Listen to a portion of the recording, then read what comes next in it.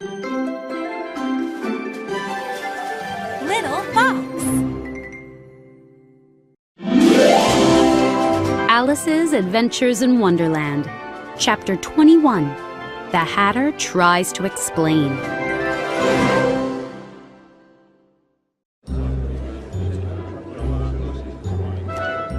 The Dormouse came and sat next to Alice. As Alice began to grow, she thought she should leave the courtroom. But she was curious about the trial. So she decided to stay for as long as there was room for her. I wish you wouldn't squeeze me like that, The Dormouse complained to Alice. I can hardly breathe. The Griffin said. I can't help it. Alice said. I'm growing. Well, you have no right to grow here, The Dormouse said. His comment annoyed Alice. Don't talk nonsense. You know that you're growing too, She said. Yes, but he doesn't do it all at once. The Griffin said. The Dormouse and he got up and sat on the other side of the courtroom.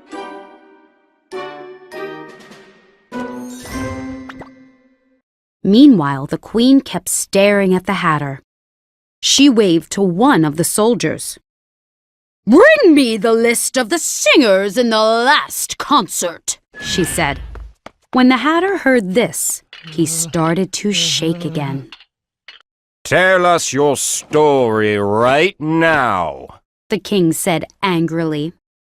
or I'll have you put to death.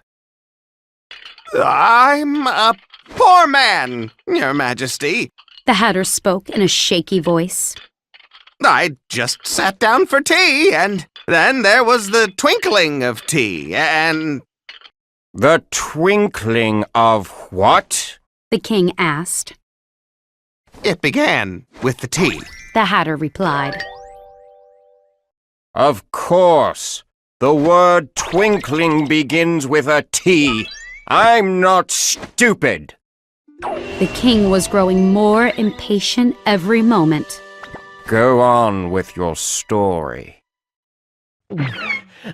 After the tea twinkled, the March Hare said... No, I didn't. The March Hare interrupted. You did! The Hatter insisted.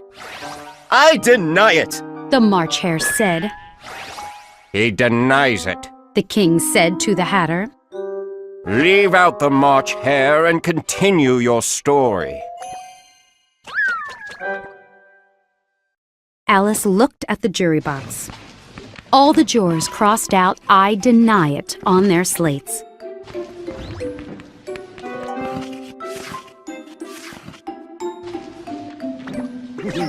Those two guinea pigs have made a real mess of their slates, She thought. Well, then the Dormouse said... The Hatter looked anxiously at the Dormouse, expecting him to deny everything too. But the Dormouse was fast asleep. After that, The Hatter said. I had more bread and butter. But what did the Dormouse say? One guinea pig asked. I really can't remember. The Hatter said. You must remember, or you'll be put to death. The King said. The Hatter dropped his teacup and his bread and butter. He went down on one knee in front of the King. I'm a poor man, Your Majesty. He repeated. You're a very poor speaker. The King said. Woohoo! Here the second guinea pig cheered. A soldier immediately took it away. If that's all you know, you may leave. The King said to the Hatter. And here the other guinea pig cheered and was removed from the jury box. I'd rather finish my tea first. The Hatter said. He shot a quick look at the Queen, who was reading the list of singers. You may go. The King said. The Hatter rushed from the courtroom. Just Take his head off outside, the Queen said to one of the soldiers. But the Hatter was out of sight before the soldier got to the doors. Alice shook her head in disbelief. The Hatter wasn't any help at all. At this rate, we'll never find out if the Knave of Hearts is guilty, she thought. Call the next witness, The king said.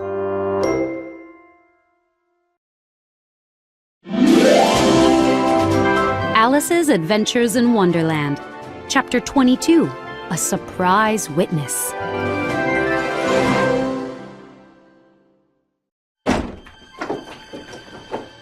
People sitting near the courtroom doors began to sneeze. I know who the next witness is. Alice said. It must be the Duchess's cook. Alice was correct. The cook entered the courtroom carrying her pepper shaker. Tell us your story, The king commanded. No!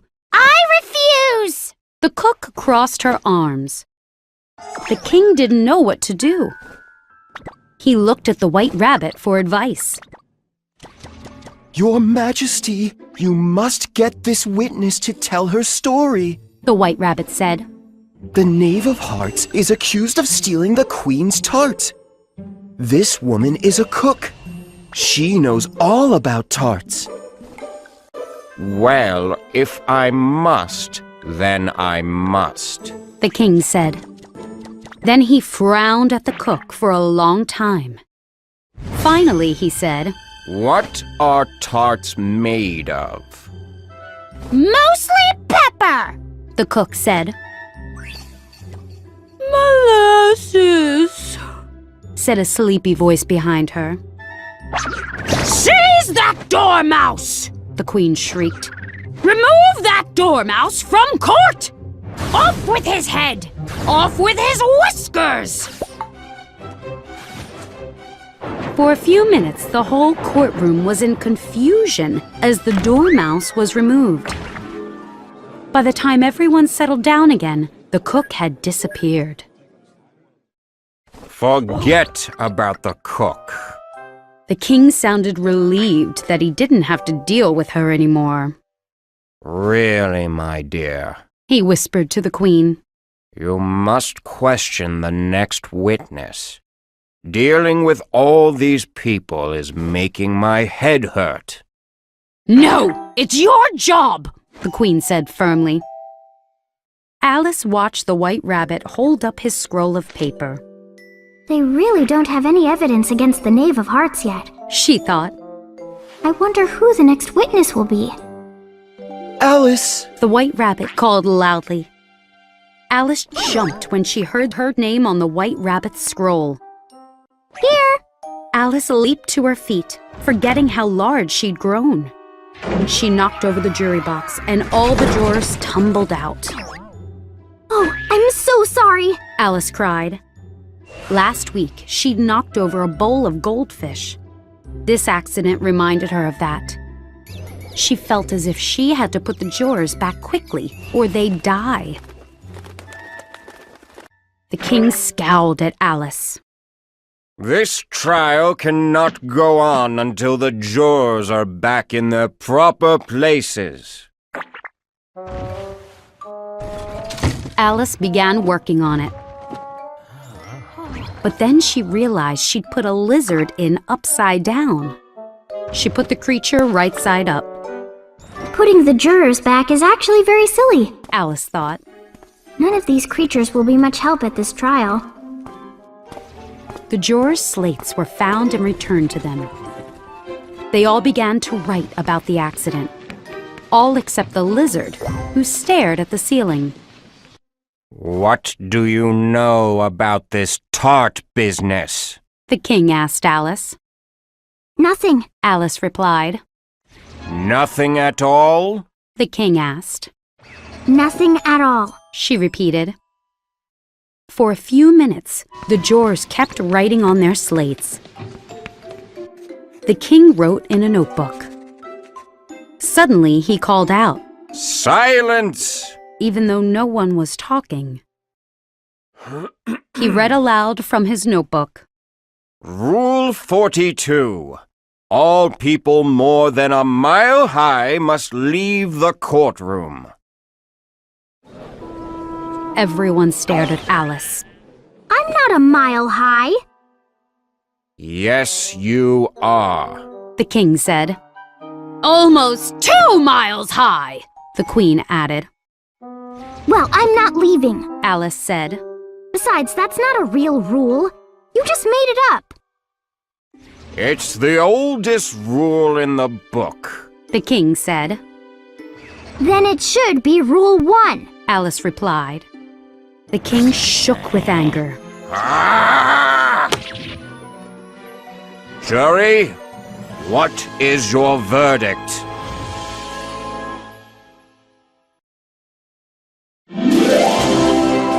Alice's Adventures in Wonderland, Chapter 23, A Mysterious Poem.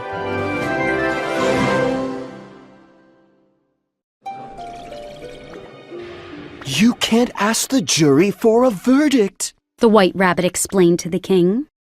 There's more evidence to come. The White Rabbit bent over and picked up a folded piece of paper. See, this item has just been found on the floor. The queen leaned forward to get a better look. What is it? I haven't opened it yet. The White Rabbit said. Perhaps it's a letter written by the knave to somebody. Unless it was written to nobody. The king said. Although that would be most unusual. All the jurors nodded in agreement.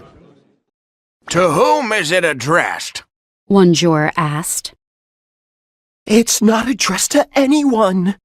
The White Rabbit unfolded the paper as he spoke. In fact, there's nothing written on the outside. Oh, it isn't a letter after all. It's a poem. Is it written in the prisoner's handwriting? Another juror asked. No, it's not, and I find that very strange. The White Rabbit said. The knave must have imitated someone else's handwriting. The king said. The knave sighed. I didn't write the poem, Your Majesty, and no one can prove that I did. Is there a name signed at the end of the poem? After carefully reading the poem, the White Rabbit shook his head. No, there's no name anywhere. But the king was not satisfied. He spoke to the knave. You didn't sign the poem, which only makes things worse. You were obviously up to some mischief. Otherwise, you would have signed your name like an honest man.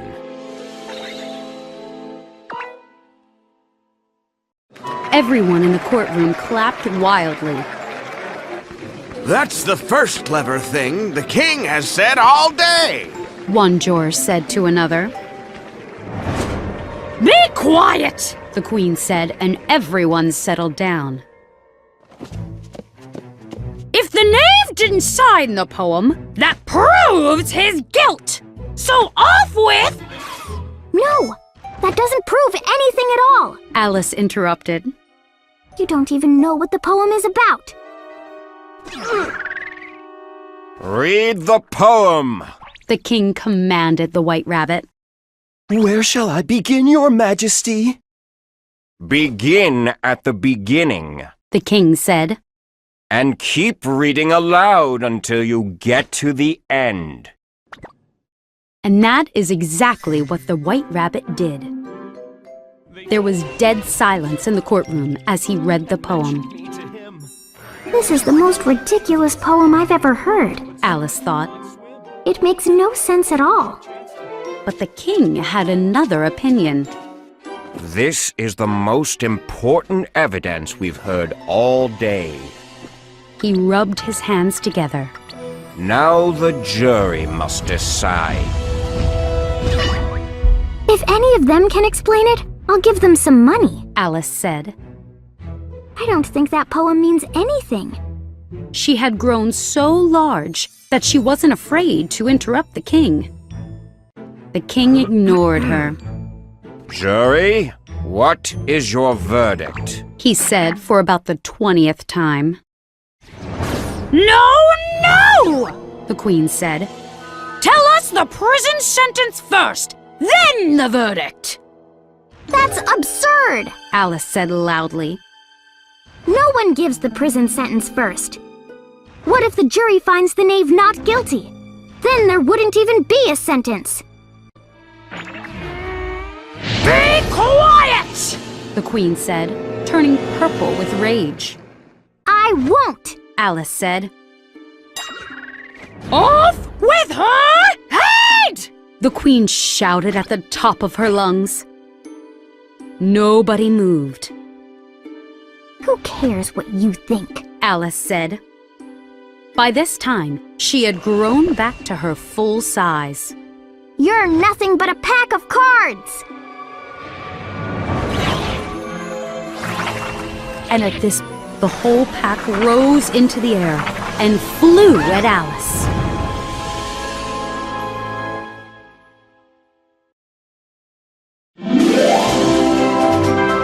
Alice's Adventures in Wonderland, Chapter 24, By the River.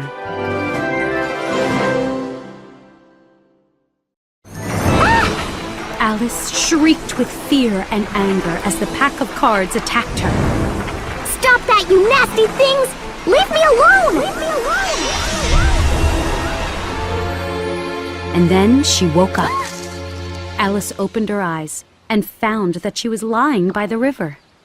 Her head was in her older sister's lap.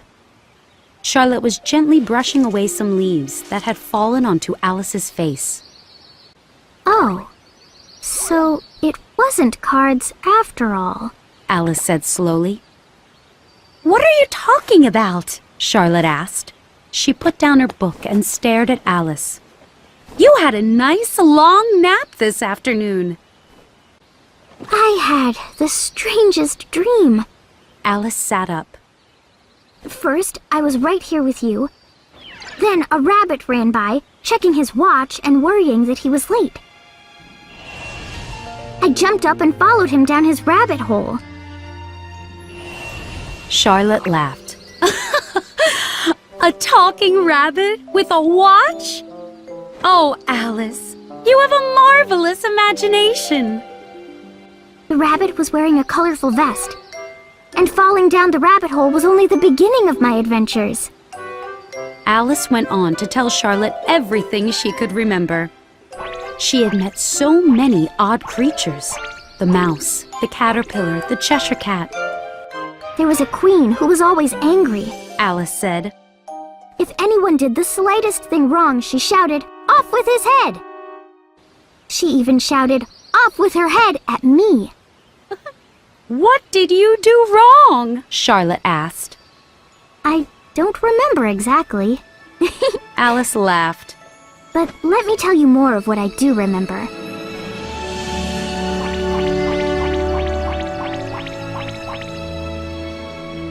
Alice finished her story. That was a very strange dream, Charlotte said. I'm glad you didn't really fall down that rabbit hole. But now it's time for you to run inside and have your tea. It's getting late, so off you go. Alice got up and ran off, thinking about her amazing dream all the way home. But Charlotte stayed by the river, watching the sunset and thinking of Alice's adventures. Soon she began to dream too.